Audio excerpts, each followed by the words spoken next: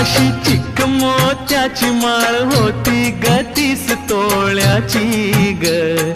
चिक मोत्याची माळ होती ग 30 तोळ्याची ग. जसा गणपतीचा गोंडा चौरंगी लाल बावटा ग. गणपतीचा गोंडा चौरंगी लाल बावटा ग.